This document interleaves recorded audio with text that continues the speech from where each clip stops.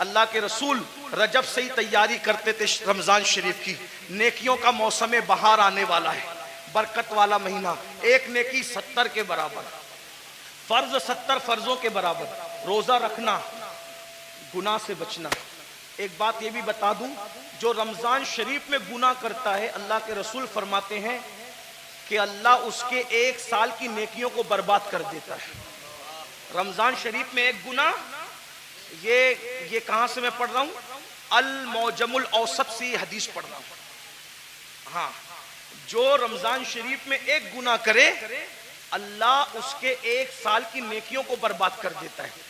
इसलिए रमजान शरीफ में जहाँ मुस्लिम अक्सरियत है, बड़ा मजा आता है। हमारे गांव में भी बड़ा मजा आता है। 80% हुजूर के गुलाम रहते हैं, मजा आता है। मुंबई में भी रमजान शरीफ का मजा आता है, मुरादाबाद, संबल, इधर भी रमजान शरीफ का मजा है ना। क्या बाजार सजते हैं, क्या इफ्तार लगती है, लेकिन ये बाजार है। असल रमजान शरीफ की बहार उसकी है जो गुनाह से बच जाए, इबादत करके अल्लाह को राजी कर। क्या बात है हज़रत, सुभान अल्लाह। रोजा रखना, हो सके तो रमजान शरीफ में तहज्जुद, सहरी को उठिए तो तहज्जुद का एहतिमाम करना। मेरे आका फरमाते हैं जो तहज्जुद पढ़ता है, आका फरमाते हैं इंशाअल्लाह वो बेहिसाब जन्नत में दाखिल होगा। तो नहीं साल भर पढ़ सकते तो रमजान शरीफ में 2 ही रकत पढ़ लेना, ज्यादा उसके यहाँ बहुत ज्यादा की जरूरत नहीं है, वो बहुत थोड़े अमल पे राजी हो जाते। सहरी में उठो, जल्दी से 5 मिनट पहले उठ जाओ, वुजू करो, 2 रकत पढ़ो तहज्जुद, दोनों में 3-3 बार कुल अल्लाह पढ़ो और अल्लाह से कहो। अल्लाह कहता है मैं पहले आसमान पे तजल्ली करता हूँ, पहले आसमान पे रात के आखिरी हिस्से में तजल्ली करता हूँ और कहता हूँ मांग क्या मांगता है, जो मांगेगा तू, तो जो मांगते हो। लेकिन उस वक्त तो सहरी में आप क्या करते हैं, उस वक्त भी आप लोग उस वक्त भी ऑनलाइन रहते हैं, जरूरत के तहत रहते हो, अच्छी बात है। उस वक्त अल्लाह फरमा रहा है मांग मैं दूंगा, आप ऑनलाइन हो। इफ्तार के वक्त तो आवाज आ रही है जो मांगेगा दूंगा, आप ऑनलाइन हो। रमजान शरीफ का फायदा उठाओ, 1 बार दुरूद शरीफ पढ़ो, 70 बार दुरूद का सवाब। रमजान शरीफ के लिए तैयारी, अभी से तौबा करो, इस्तिगफार करो। आज से पहले जो हुआ, जो गुनाह हुए, सबसे माफी मांगो, तौबा करो और नमाज के पाबंद बनो। सोच ये तय कर लो, आज कौन सी तारीख है शाबान की, 4 तारीख है ना, 4 गुजरी। ये 4 क्या है पता है तुम्हें, ये 4 शाबान तुम्हारे और मेरे इमाम हैं, इमाम हुसैन की विलादत की तारीख है। सुभान अल्लाह, सुभान। मौलूद हुसैन पाक का दिन गुजरा आज, मिलाद हुसैन, सैयदा के आंगन में जो दूसरा फूल खिला था, हैं, गौर कीजिए। तो आज से ये अहद कर लो कि मैं नमाज की पाबंदी करूंगा, लेकिन नमाज पढ़ूंगा तो किसके पीछे, जिसका अकीदा मेरे अकीदे की तरह होगा, उसके पीछे नमाज। यानी मैं नबी को जिंदा मानता हूं तो मुझे इमाम भी वही चाहिए जो नबी को जिंदा मानता है। मैं नबी को आलिम माकाना व मा यकून मानता हूं तो मुझे इमाम भी वही चाहिए जो नबी को माज अल्लाह पीठ के पीछे इल्म का दाना ना दे, बल्कि नबी को वो ये माने कि ये सब चीजें तो बहुत छोटी मोटी है, जिसकी निगाह से खुदा की जात ना छुपी उसकी निगाह से कौन सा इल्म छुप सकता है। और अगर बरेली के ताजदार के लहजे में कहे तो यूं कह ले कि और कोई गैब क्या तुमसे नेहा हो भला, जब ना खुदा ही छुपा तुम पे करोड़ों दुरूद। तो इमाम कौन सा चाहिए, बस ये जो आपका अकीदा वो आपके इमाम का अकीदा। बस आखिरी बात कह दूं, लोग क्या करते हैं, मैं तो नबी को जिंदा मानता हूं, मैं तो नबी को हाजिर और नाजिर मानता हूं, मैं तो नबी को अफजलुल रुसुल मानता हूं, मैं तो नबी को खैरुल बशर मानता हूं, लेकिन मैंने हर किसी के पीछे नमाज पढ़ लेना। मैंने कहा भाई, जिस मुवक्किल का वकील, जिस मुवक्किल का वकील उसके खिलाफ हो, उसका मुकदमा वो कैसे जीत सकता है। मिसाल के तौर पे बात इतनी है कि मुवक्किल किसको कहते हैं, जिसके आगे वकील खड़ा हो। मुवक्किल कहे मैंने कत्ल नहीं किया और वकील कहे कि मेरे मुवक्किल ने कत्ल किया, तो बोलो बचाएगा कि फंसाएगा, हैं? मुवक्किल अलग बोल रहा है, वकील अलग बोल रहा है, बचाएगा कि फंसाएगा।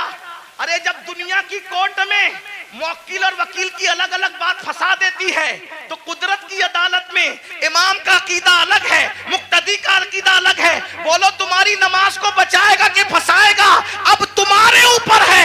नमाजें बचाना चाहते हो तो सदरुल फाजिल जैसे वाले अकीदे के पीछे नमाज पढ़ना, और अगर नमाज को फंसाना चाहते हो तुम जानो, तुम्हारा काम जानो, हम अपनी जिम्मेदारी पूरी कर चुके। एक और दो बात सुने, बात खत्म करता हूं। रशीद जैसा बादशाह, वो सिर्फ करोड़पति अरबपति फैक्ट्री और जो है वो कारखानों का मालिक नहीं था, मुरादाबादी बर्तनों की फैक्ट्री उसकी नहीं थी, बल्कि वो इतना बड़ा बादशाह था कि वो बादलों को कहता था, बादलों को, ए बादलों जहां चाहो बरस जाओ, जहां चाहो बरस जाओ, तुम जहां बरसोगे मेरी ही हुकूमत होगी। इतना बड़ा हुकूमत का मालिक वो हारून रशीद। हज के लिए जब निकला ना वो, ये सब लोग जो डिंग डांग करते हैं ना, ये दुनिया के हुक्मरान, उसके सामने कुछ भी नहीं है। ये 25 लोग हैं, मैं किसी का नाम नहीं ले रहा हूं, बच्चे हैं। उसको देखो, ये ग्रीन कालीन, ये रेड कालीन कितना इतराते हैं। फ्लाइट से लेकर के अगर एयरपोर्ट के दरवाजे तक हुक्मरानों को मिल जाए तो। हारून रशीद, गौर कीजिए, तारीख है, तारीख।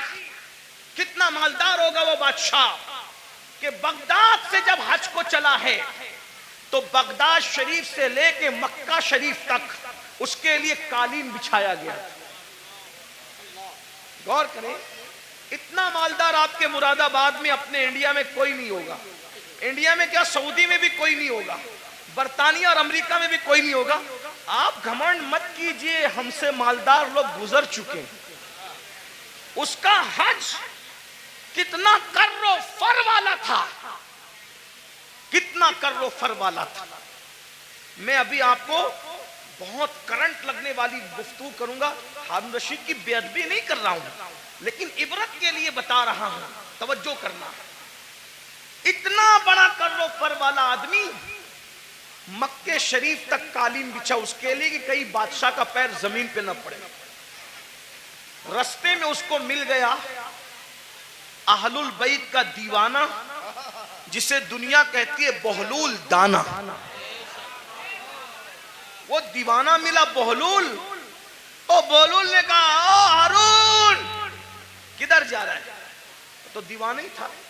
सब लोग उसको खलीफा, बादशाह, अड़गम जड़गम कहते थे, लेकिन दीवाने लोग किसी को खातिर में नहीं लाते, और जो खातिर में लाते वो दीवाने नहीं होते हैं। याद रखना, जो खातिर में लाते वो दीवाने नहीं होते, जो दीवाने होते किसी को खातिर। भाई तू वजीर होगा अपने घर का, मैं तो दीवाना हूं। तू बादशाह होगा अपने घर का, मैं तो दीवाना हूं। मेरे भाई, दुनिया का दीवाना किसी को खातिर में नहीं लाता। तुम कैसे आशिके रसूल हो कि तुम लोगों को खातिर में लाने लगे हो? इश्क की एक्टिंग तो नहीं कर रहे हो? जो आशिक होगा दौलत को भी खातिर में नहीं लाता, दौलतमंदों को भी नहीं लाता, बादशाही को भी नहीं लाता, बादशाहों को भी नहीं लाता। उसके नजदीक कोई कुछ नहीं है, उसके नजदीक सिर्फ महबूब महबूब है, बस महबूब महबूब है। हमें महबूब से प्यार ही कितना है भाइयों। बहरहाल दूर ना निकले बात। ओ हारून किधर जा रहा है? बादशाह को छेड़ा उसने, बहलूल ने। हारून ने कहा हज को जा रहा हूं। अच्छा, लोगों का खून पी के हज को जा रहा है? बहुत खून पिए हो है ना, आप भी बहुत खून पियो। बहन का खून पिया, हिस्सा दबाया, हज को जा रहे हो हैं? हाजी साहब हज को जा रहे हैं, कहां? बहन का हिस्सा मार के।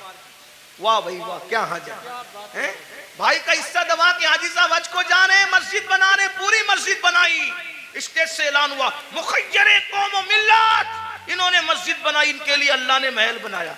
पता चला कि भाई का हक अभी तक नहीं दिया।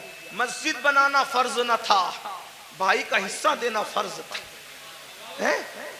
है ना? हर साल हज करना फर्ज न था, बहन का हिस्सा देना फर्ज था।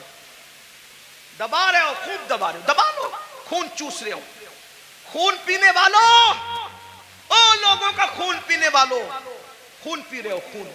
मेरे मुर्शिद हुजूर गौस पाक कहते थे, दिन भर रमजान शरीफ में पानी नहीं पीते, शरबत नहीं पीते, खाना नहीं खाते, और इफ्तार करते हो तो लोगों के खून से करते हो।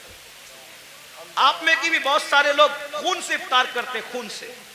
रूह अफ़ज़ा नहीं पीते, खून पीते हो, खून खून पीते हो। खजूर नहीं खाते, मक्के मदीने मुनव्वरा की, खून से इफ्तार करते हो। वो कैसे?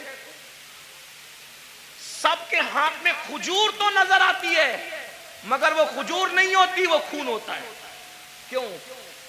अगर आपने झूठ बोलकर किसी को धोखा दे के माल कमाया था और उससे खजूर खरीदी थी, दिखने को तो खजूर थी मगर वो लोगों का खून था। किसी का कर्जा लेके हड़प कर लिया था, उससे इफ्तार का दस्तरखान सजाया था, देखने को तो वो फल फ्रूट और रूह अफ़ज़ा थे मगर वो लोगों का खून था। कब तक लोगों के खून से इफ्तारी करोगे? कब तक लोगों के खून से इफ्तारी करोगे? भूखे प्यासे रहने के सिवा कुछ नहीं मिलने वाला। तो अस्पाक फरमाते थे लोगों के खून से इफ्तारी करते, हराम माल से इफ्तार करने वाले तू लोगों के खून से इफ्तारी करता है, सूद से इफ्तारी करने वाले लोगों के खून से इफ्तारी करता है। यहां मैं मुसलमानों को कह दूं, मेरे भाइयों, नमक से इफ्तार कर लेना, नमक से, मगर किसी हराम के दस्तरखान पे कभी इफ्तारी करने मत जाना। वाह वाह, जिंदाबाद। आज तो तुम्हारे लिए हुकूमतों के ऑफिसों में दस्तरखान बिछते, इफ्तार पार्टियां हो रही हैं। मुसलमानों का खून चूसने वालों के साथ इफ्तारी करने वालों, तुम्हें शर्म नहीं आती? क़यामत के दिन रसूलुल्लाह को मुंह क्या दिखाओगे? और गैरत का सौदा ना करो, गैरत का जनाजा ना निकालो। नबी ये पाक का आशिक वो होता है, उसके बदन पर पेवन वाला लिबास तो हो सकता है, उसके बदन पर गुनाहों के धब्बे वाला लिबास नहीं होता। गैरत सीखो, गैरत। इकबाल ने कहा था, ऐ ताहिरे लाहौती, उस रिस्क से मौत अच्छी जिस रिस्क से आती हो परवाज में पहुंचाए। क्या बात है हजरत, जिंदाबाद जिंदाबाद। वाह वाह वाह। बहरहाल हारून से बहलूल ने कहा, मैं बहलूल की बात नकल कर रहा हूं, हारून की कोई तौहीन नहीं करो। अगर कोई हारून का चाहने वाला हो तो प्लीज वो मेरे ऊपर कोई इल्जाम नहीं। मैं सिर्फ हारून की बात इबरत के, और जो बात इबरत के तौर पे कही जाती है कोई बेहतरी नहीं। तो क्या लोगों का खून चूस के, बादशाह था ना भाई, खून चूस के जा रहा है आज को। हारून ने कुछ नहीं कहा। और बहलूल ने कहा, बड़ा घमंड है ना तेरी हुकूमत पर। अब भी सुनो आप, बहुत घमंड है तुझे अपनी हुकूमत पे, और तो होना भी चाहिए। बादशाह ने कहा होना भी चाहिए। ओ बहलूल पागल, तुझे क्या पता हुकूमत की लज्जत क्या होती है? पर मैं तेरी हुकूमत की हैसियत मेरे नजदीक एक गिलास पानी से ज्यादा भी नहीं है, गिलास भर पानी से ज्यादा नहीं है तेरी हुकूमत की कीमत। बहुत घमंड न कर, बहुत घमंड न कर। बहलूल की बात पर हारून ने हंसना था, हंसा जैसे हम लोग की बात पे भी लोग हंसते हैं। हम लोग जब इस तरह की बातें करते हैं लोग हंसते हैं, मौलवी लोग को देखो पागल हुए हैं, दौर इतना तरक्की कर गया, ये अभी तक यही करते हैं। कब्र में क्या होगा, हश्र में क्या होगा, और ये क्या होगा, वो क्या होगा। देखो दुनिया तरक्की कर रही है, दुनिया पिज्जे खा रही है, अभी ये कब्र के बिच्छुओं को लेके बैठे। ठीक है, जो कहना है कह लो, लेकिन नबी ने जो कह दिया वही होगा।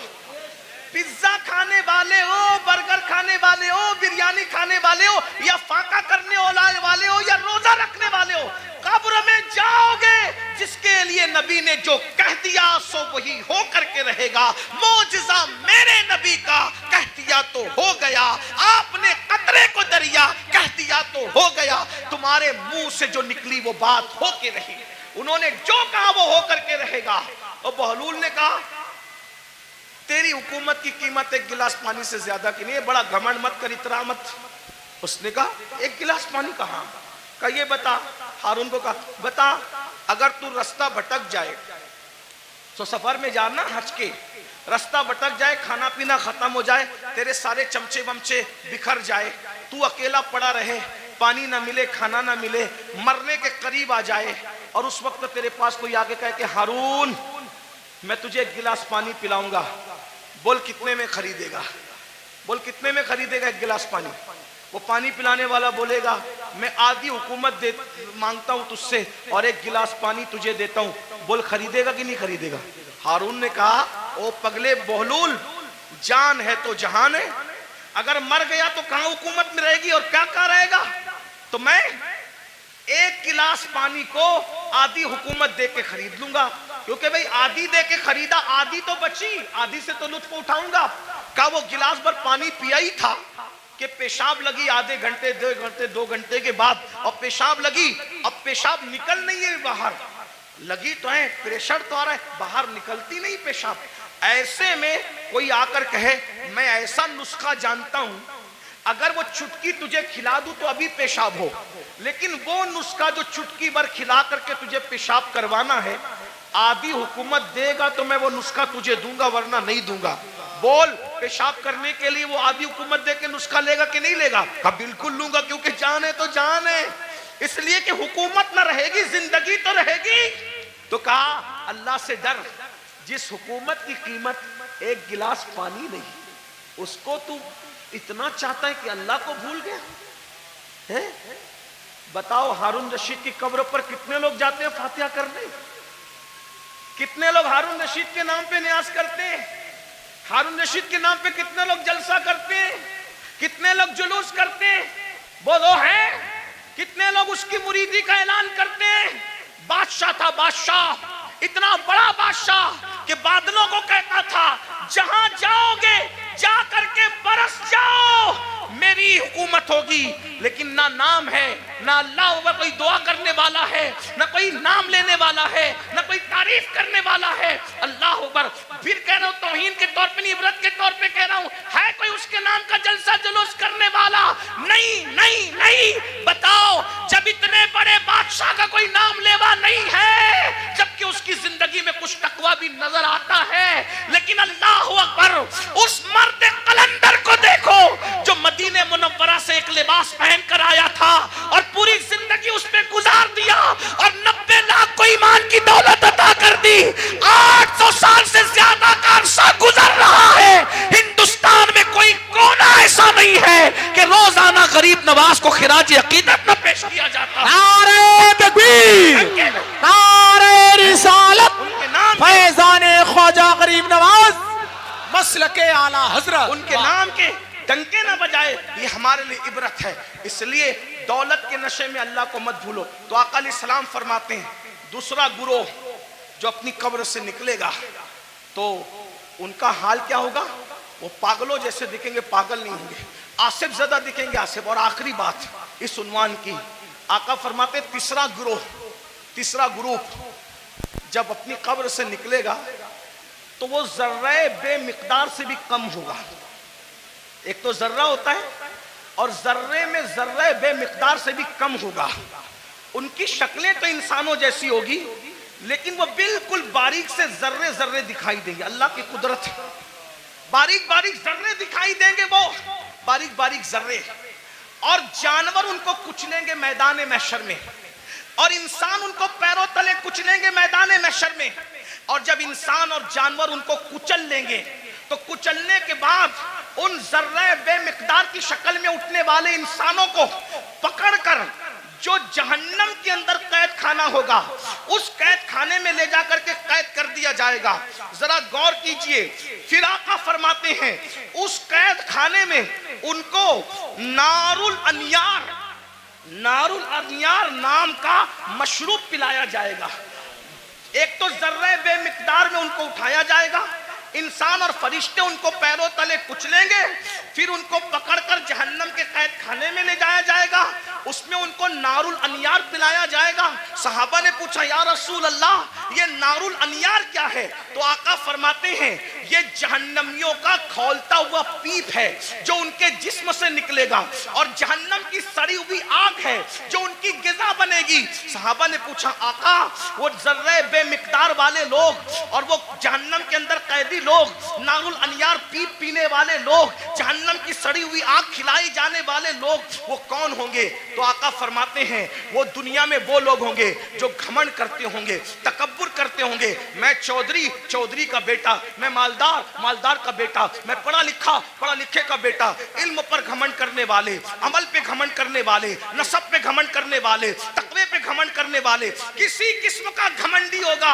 क़यामत के दिन उसको जर्रे बेमिकदार में उठाया जाएगा। ऐ मेरी जवानों, आपसे पूछता हूँ, ये घमंड ही तो है जो आपको उलमा के करीब नहीं होने देता, ये तकब्बुर ही तो है जो लोगों को आज दिन से करीब नहीं होने देता। थोड़ी सी दौलत आ गई, गरीब रिश्तेदारों को भूल गए, घमंड कर रहे हैं। थोड़ी सी डिग्री आ गई, दीनदारों को हकीर समझ रहे हैं। अभी देखो ये बच्चे जो हाफिज़े कुरान हुए, कोई इज्जत नहीं हमारे समाज में, आलिमों की और हुफ़ाज़ की कोई इज्जत नहीं। जबकि हम इनको क्या कहते हैं?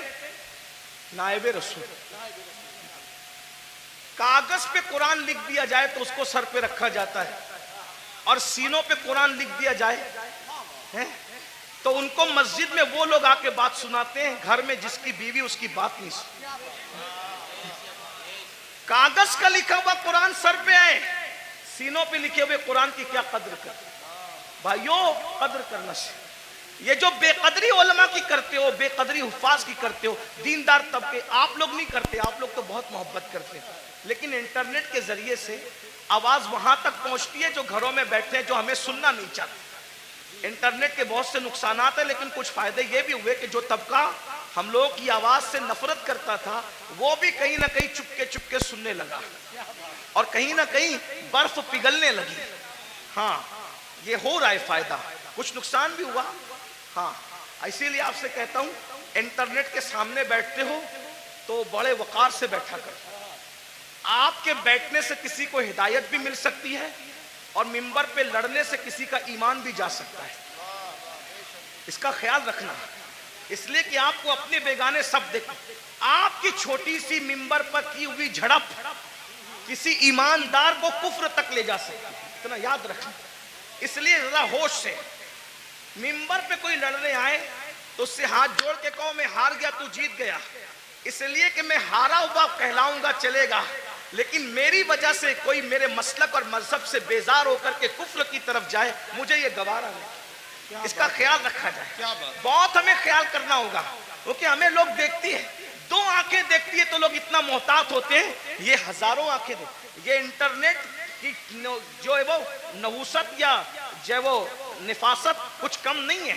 इसकी नहुसत भी बुरी है, इसकी निफासत भी बड़ी है, लेकिन इतना याद रखें, ये दो आंखें नहीं देखती इंटरनेट पे बैठने वालों को, करोड़ों आंखें देखती है, और आप उनका तसव्वुर नहीं कर सकते कि कौन कौन देखता है। इसलिए मिंबर पर हम खुदा के लिए 2 घंटे ही सही इस तरह बैठें कि हमारे बैठने को देखकर लोग मजबूर होके कहे, जब ये इस तरह बैठता है तो गरीब नवाज कैसे बैठते हैं, ये इस तरह बैठता है तो गौसे आजम कैसे बैठते हैं, ये इस तरह बैठता है तो इमाम अहले सुन्नत कैसे बैठते हैं। ये हमारा अंदाज होना चाहिए, अल्लाह करे हमें तौफीक मिले। लेकिन गुरूर और घमंड का क्या किया जाए। आज हमारा जवान तबका, नई नस्ल उलमा का मजाक उड़ा रही है, हुफ्फाज की इज्जत नहीं कर रही है। मेरे जवानों, अगर दौलत के नशे में घमंड किया, हुस्न के नशे में घमंड किया, किसी भी किस्म का तकब्बुर किया, तो अल्लाह के रसूल फरमा रहे, कब्र से जर्रे बेमिकदार की शक्ल में उठोगे, बेमिकदार, और पूरा मैदान महशर तुम्हें पैरों तले कुचलेगा, जहन्नम की कैद में डाले जाओगे, नारुल अनियार जहन्नम का पीप खोलता हुआ पिलाया जाएगा, जहन्नम की सड़ी हुई आग खिलाई जाएगी। इसलिए खुदा के लिए घमंड छोड़ दो, तकब्बुर छोड़ दो, और सोचो मैं इंसान हूं और सिर्फ इंसान, मैं इंसान हूं और सिर्फ इंसान हूं। और इंसान क्या है? मिन नुत्फा, इंसान को अल्लाह ने नापाक कतरे से पैदा किया, इंसान को अल्लाह ने सड़ी हुई मिट्टी से पैदा किया। मेरे भाई, सड़ी हुई मिट्टी और नापाक कतरे से तू पैदा हुआ है। अगर इबादत करके तू अल्लाह को मना ले तो तू फरिश्तों से बेहतर है, और अगर तू अल्लाह को राजी न कर सका तो फिर माज़अल्लाह तू जानवरों से भी बदतर है। जो आखिरी बात कहने के लिए कहा था, वो आखिरी बात यह है, इमाम गजाली के उस्ताद थे, इमाम गजाली के उस्ताद, गजाली जैसी हस्ती जिसने 500 से ज्यादा उस दौर में किताब लिखी, आज से 900 साल पहले, और उनकी किताबें आज भी दुनिया में मौजूद है। तो इमाम गजाली के उस्ताद थे, उनके सामने एक नौजवान छोकरा लड़का अकड़ के चल रहा था। कुरान कहता है, वला तमशी फिल अर्दी मरहा, जमीन पे अकड़ के मत चलो, अकड़ के मत चलो। आजकल के लड़के बाइक पे बैठते हैं, थोड़ा जिम विम करके बाजू बना लिए हैं, तो वो बाजुओं पर फूल पत्तियां पता नहीं क्या क्या बना लेते हैं। ये हराम है, हराम। अल्लाह के रसूल अलैहि सलाम ने फरमाया, गूंदने वालों पर और गुंदवाने वालों पर, दोनों पर अल्लाह की लानत। हाँ, ये गूंदने गुंदाने का सिलसिला पहले इस्लाम के दुश्मन लोग करते थे, हमारा काम नहीं है। गूंदना गुंदवाना हमारा काम नहीं।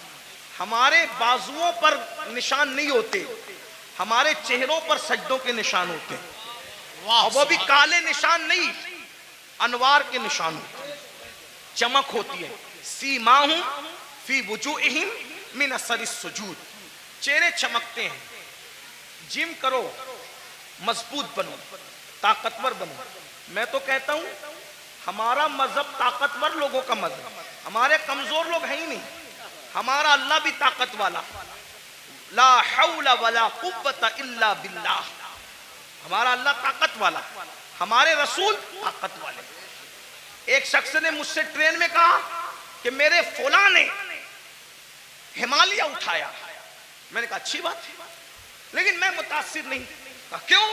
मैंने कहा मेरे नबी ने सिर्फ हिमालय नहीं, पूरी कायनात का बार उठा रखा है। और मेरे इमाम कहते हैं जिसको बारे दो आलम की परवाह नहीं, ऐसे बाजू की कुव्वत पे लाखों सलाम। अंदाजा कर उनकी उंगली के इशारे का, जबल अबू कुबैस पे खड़े होकर इशारा करते हैं तो चांद टुकड़े हो जाता है। जिसके इशारे की इतनी कुव्वत है, उसकी उंगली की कितनी कुव्वत होगी? उंगली की इतनी कुव्वत है तो पंजों में कितनी कुव्वत होगी? और जब पंजों में इतनी कुव्वत है तो बाजुओं में कितनी कुव्वत होगी?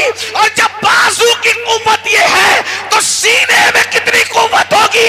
उनके सीने की कुव्वत को कुरान बयान करता है, लौ अंज़लना हाज़ल कुरआना अला जबलिन लरअयता खाशियम मुतसद्दियम मिन खश्यतिल्लाह। जिस पहाड़ ने कुरान का बार न उठाया, मुस्तफा के सीने ने कुरान का बार उठा लिया। वाह वाह वाह, सुभान अल्लाह सुभान। हमारे यहाँ तो सभी ताकतवर है।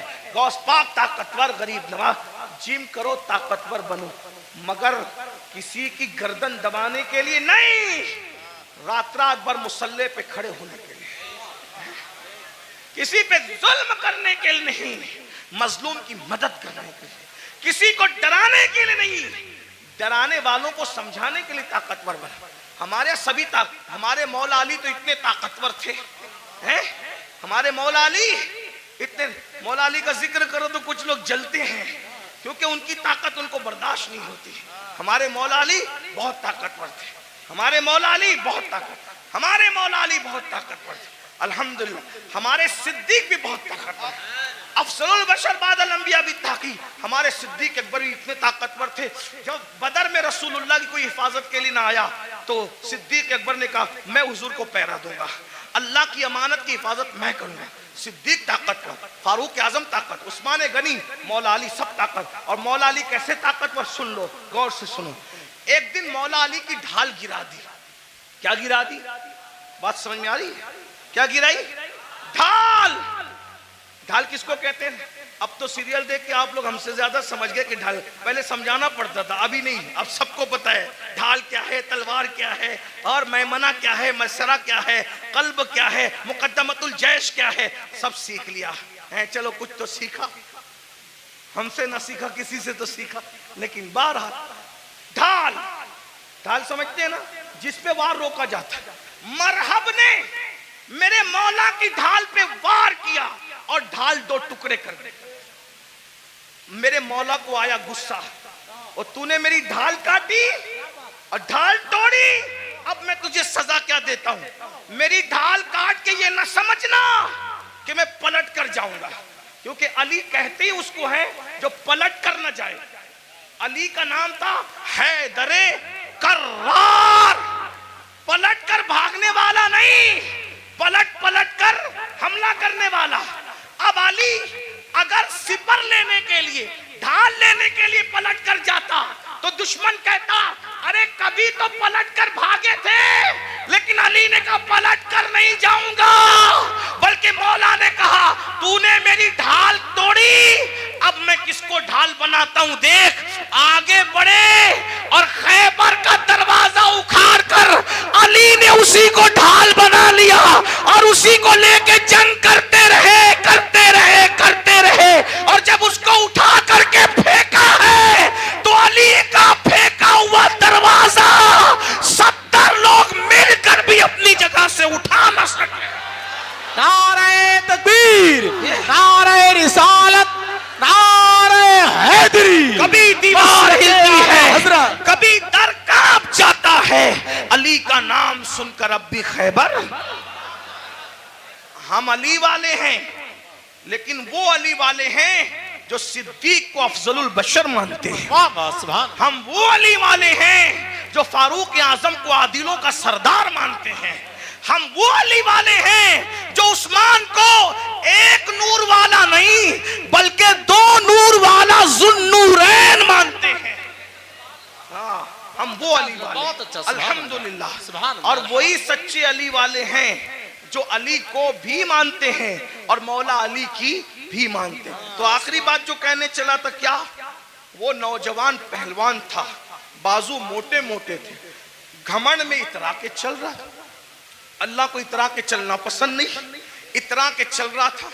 इमाम गजाली के उस्ताद ने कहा, ए लड़के, इतरा कर घमंड से मत चल। उसने पलट कर नसीहत नहीं मानी और हजरत को कहा, आप मुझे जानते हैं मैं कौन हूं? आप मुझे जानते हैं मैं कौन हूं? इमाम गजाली के उस्ताद ने कहा, बेटा अच्छी तरह जानता हूं कौन है। कहा, कौन हूं मैं? फरमाया, तेरी इब्तिदा पानी का नापाक कतरा है और तेरी इंतहा कब्र की सड़ी हुई मिट्टी है।